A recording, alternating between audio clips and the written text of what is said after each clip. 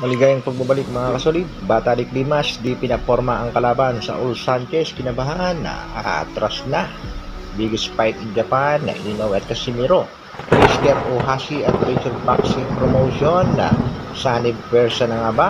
Mr. Ohashi nagka-interes sa angas ng Pinas, General Casimiro.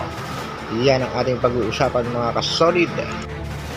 Para sa ating unang balita mga kasolid, bata nitong si Mr. Egis Climax na si Johnny Beck Alim Canulia. Panalo nga sa kanyang laban at matagumpay na nadepensahan ang kanyang IBF title.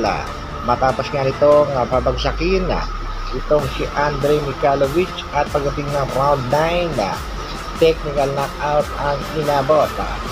Malupitan talaga ang galaw nitong bata ni Egis Climax at marami nagsasabing itong posibleng tumalo kay Canelo Alvarez na nanatiling undefeated. Itong si Johnny Beck Alim Canuli at target na sunod na mga kalaban na itong si Charlo. Pero kung wala nga papalag sa kanyang dibisyon ay mapipilitang umakyat na sa sunod na dibisyon itong si Alim Canuli. Samantala, Hiroto Kyoguchi may matinding banta sa ating pangbatong si Vince Parras mga kasolid. Sa kanilang ikalawang laban ay naniniwala itong Hapon na siya daw ang panalo sa bakbakan. Kaya naman, Hiroto Kyoguchi to face Vince Parras in a rematch, Sibaw Sugat Revenge. Kaya abangan din natin mga kasolid, undercard ngayon sa bakbakan Casimiro at Sanchez. Sa kabilang balita naman mga kasolid, tutok na tutok ang Treasure Boxing Promotion sa ating pambatong si Cuadro Alas John Royal Casimiro. Dahil goal at target talaga nitong si Mr.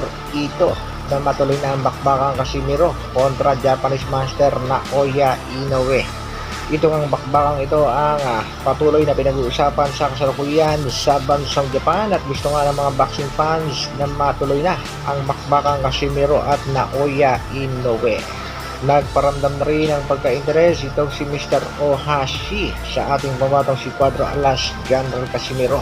Alam naman natin mga kasolid na alaga nito ang tinaguriang Japanese Monster na si Naoya Inoue. Balitang balita rin sa bansang Japan mga kasolid ang sanib versa ng Treasure Boxing Promotion at nitong si Mr. Ohashi para matuloy ang bakbakang Inoue at Casimiro.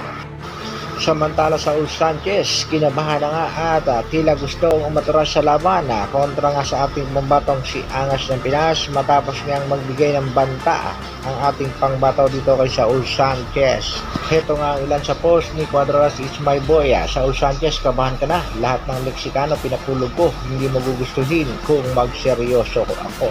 Ito pa mga kasolid, Sanchez, nagkamali ka ng binangga boy. At may panahon ka pang umatras at tinawag pa nga itong Raul. Ay naman sa ilang mga boxing fans, malabong matras sa bakbakan nitong si Saul Sanchez dahil sa katunayan ay wala pa raw itong talo mula nang umakyat sa Super Bantamweight Division. Kaya matutunghayan natin mga kasolid ang isang matinding bakbakan sa pagitan ni Casimiro at Sanchez na gaganapin ngayong October 13.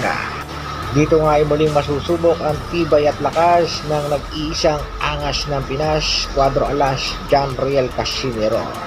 At kung mananalo nga ng isang impresibo ang ating pangbato, asahan na natin na itong Treasure Boxing Promotion at si Mr. Ohashi maikakasa na ang minimithi nating bakbakan. Sino nagsabi na finish na kami to? Nakapag-boring naman yung Super Bantamweight Division. Sino ba may hawak ng belt niya? Pag wala ako, di magsisimula ang laban. Good luck sa nag-iisang angas ng Pinas, Cuadro Alas General Casimiro, former 3 Division World Champion, ang boksingerong walang inaatrasan. Hanggang dito na lang muna mga kasolid. Maraming salamat sa patuloy na pagsuporta at panonood. Isang like naman dyan. Mabuhay, Dr. Alvin Vlogs.